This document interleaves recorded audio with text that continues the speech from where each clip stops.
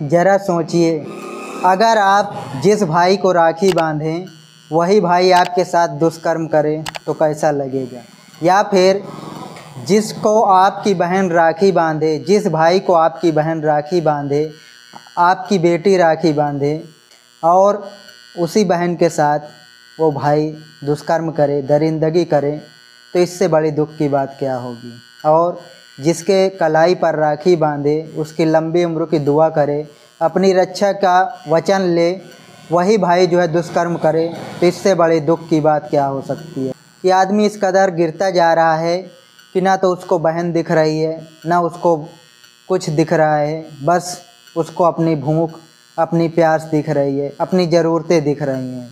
तो आज की कहानी, आज की घटना एकदम सच्ची घटना है और इसको सुना रहे हैं तो आप लोग वीडियो को लाइक कर दीजिए, चैनल को सब्सक्राइब कर लीजिए।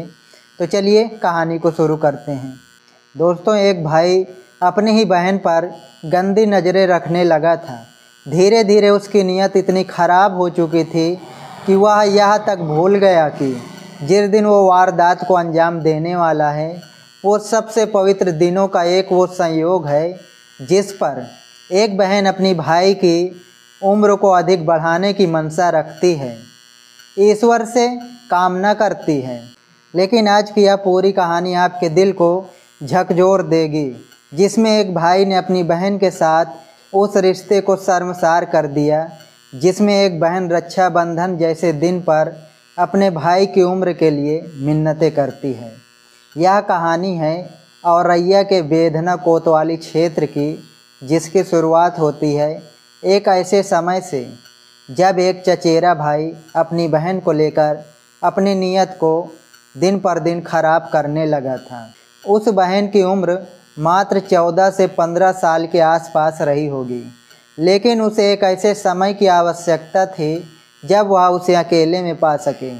इसके लिए उसने दिन का चुनाव किया रक्षाबंधन का, यानी 9 अगस्त 2025। यह वो दिन था जब उसके बड़े जो पिता हैं, उनकी पत्नी और 2 बेटियां, जिनमें एक बेटी की शादी हो चुकी है, वे लोग कहीं रवाना हो गए थे। उसी दिन का इसने चुनाव किया और समय था करीब रात के 11:30 बजे के बाद का, जब उसे पता था कि उसके बड़े पिता बाहर सोएंगे एक तबेले में जहाँ पर उनके पशु बांधे गए थे। इसके बाद वह छत फांद कर उस घर में प्रवेश करता है जहाँ पर उसने अपने उस शिकार को निशाना बनाने के लिए पहले से ही योजना बना रखी थी। 9 अगस्त की देर रात यानी करीब 10:30 बजे एक लड़की अपने चचेरे भाई को राखी बांधकर उसके घर से अपने घर पर आती है, जो करीब 100 मीटर की दूरी पर है। वो आती है, लेकिन उससे पहले वहाँ पर उसने अपने भाई को राखी बांधी कलाई पर। उसके अलावा उसके लिए मिन्नतें की कि उसकी लंबी उम्र हो और वह उसकी रक्षा कर सके। वहीं पर खाना पीना खा लिया था। पीड़िता की जो माँ और 2 बहनें हैं, वह नोएडा में उसके भाई के पास राखी बांधने के लिए पहुंची हुई थी करीब 10 दिन पहले, यानी वह इस वक्त अपने घर में अकेली थी। उसके पिता बाहर सो रहे थे। घर में आकर वह बरामदे में सोती है। घर का एक हिस्सा खुला हुआ है जिसे कोई भी चोर आसानी से ढक कर सकता है, मतलब कि फांद कर उसके अंदर आ सकता है। पिता को उसने बाहर सुला दिया और उसके बाद जो उसका बरामदा बना हुआ है उसमें जाकर अंदर से ताला लॉक करती है और सो जाती है अपने चारपाई पे। करीब जब 12 बजे के आसपास का समय होता है, तब वो दरिंदा जो भाई, चचेरा भाई जो होता है, वो अपने घर से निकलता है अपने शिकार पर। सबसे पहले वो शौच के लिए जाता है। इस दिन उसे खूब दारू पी रखी थी, यानी वो शराब बहुत ज़्यादा पीता था। उसके बाद शौच से वो लौटता है, अपने हाथ वाथ धुलता है अपने बड़े पिता के घर के पास। कुछ ही देर के बाद अपनी बहन के घर के बाहर पड़े हुए एक ड्रम के सहारे वह दीवार को फांदता है और अपनी चचेरी बहन के पास पहुंच जाता है, जो इस वक्त सो रही होती है। कक्षा 8वीं की छात्रा है। वो जैसे ही उसे टच करता है वह चिल्ला उठती है। इसके बाद वह उसी के दुपट्टे से उसके मुंह को बांध देता है। ना वह अब चिल्ला सकती थी, ना शोर मचा सकती थी, और उसके बाद दरिंदगी करता है, उसका शोषण करता है। दरिंदगी करने के बाद पहले उसे चुप कराता है, डांटता है कि वो किसी के सामने अपने मुंह को ना खोले। लेकिन उसने पहले से चुन रखा था कि अगर उसकी चचेरी बहन इस बात से इनकार करती है तो उसने उसकी योजना तैयार कर रखी थी, सीधे मौत। दरिंदे ने कुछ दिन पहले से क्राइम पेट्रोल जैसे धारावाहिकों को देखना स्टार्ट किया था। कुछ ऐसी मूवीज़ को देख रखी थी जिसमें आसानी के साथ वो दरिंदगी करने के बाद एक ऐसी मौत दे सके जो कभी खुल ना सके, जिसका राज कभी ना खोला जा सके, कभी साबित ना हो सके कि उसकी हत्या की गई थी। उसका शोषण करने के बाद, दरिंदगी करने के बाद वह आराम से अपनी चचेरी बहन के गले को दबाता है और फिर उसे मौत दे देता है। मौत देने के बाद उसके शव को, उसके डेड बॉडी को एक जगह पर टांग देता है और फिर फरार हो जाता है। अब अगले दिन सोचिए किस तरीके से वह अपने रूप को बदल रहा है। सुबह जैसे ही उसके पिता अपनी बेटी को जगाने की कोशिश करते हैं, वह जागती नहीं है। फिर किसी को दीवार काट कर अंदर जाने के लिए कहते हैं।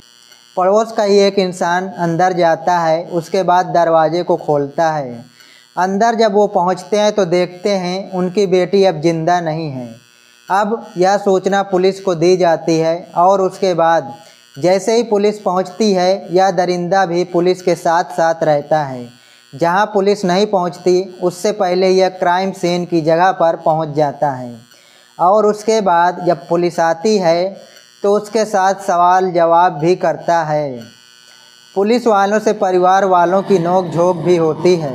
यह भी नोक झोंक में सबसे पहले कूद पड़ता है। शव को जब पोस्टमार्टम के लिए ले जाया जाता है तो यह सबसे पहले ही कंधे पर लाद कर अकेले ले जाने की कोशिश करता है, लेकिन वहाँ पर मौजूद लोग इसे रोक लेते हैं। फिर लेकर जाया जाता है। पोस्टमार्टम रिपोर्ट्स के दौरान भी लोगों की बहस होती है। बहस करने में सबसे आगे यह होता है, इसने पुरजोर तरीके से यह दिखाने की कोशिश की कि नहीं, इसका कोई रोल नहीं है, यह एकदम चुपचाप है, इसने कुछ किया ही नहीं है। लोगों के दिमाग में इसके लिए शक भी ना हो, लेकिन कहते हैं हर कातिल कुछ ऐसे सुराग छोड़कर ज़रूर जाता है जिसके बाद वह पकड़ा जाए। इसने भी अपनी पट उस दौरान वहीं पर छोड़ दी थी, उसमें खून लगा था। उस खून को जब पुलिस वाले देखते हैं कि यह बार बार ऐसी कोशिश कर रहा है जो आम तौर पर एक साफ सुथरा इंसान नहीं करता, तब इसे भी हिरासत में ले लिया जाता है। और अब उस ब्लड को जब मैच करवाया जाता है तो पीड़िता के ब्लड से मैच हो जाता है और फिर इसे हिरासत में लेकर पूछताछ होती है। जब पुलिस ज़्यादा दबाव बनाती है तब इसने अपने गुनाह को कबूल कर लिया, लेकिन जैसे इसने गुनाह को कबूल कर लिया उसके बाद परिवार के लिए, पिता के लिए, माँ के लिए, उस बहन के लिए, सारे रिश्तों के लिए धरती फट चुकी थी। लोगों का भरोसा टूट चुका था कि हाँ, यह समय है जिसमें ना तो रिश्ते बचते हैं ना कुछ और। उसे गिरफ्तार करके कोर्ट में पेश किया गया। उसके बाद इसे इटावा जेल भेज दिया गया है। दोस्तों, इस कहानी के बारे में आप लोग क्या कहना चाहेंगे?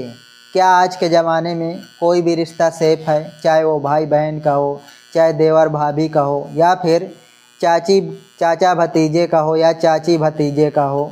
ऐसे कांड बहुत सारे आपको देखने को मिल रहे हैं। तो मिलते हैं अगली किसी नेक्स्ट वीडियो में। तब तक के लिए नमस्कार, जय हिंद।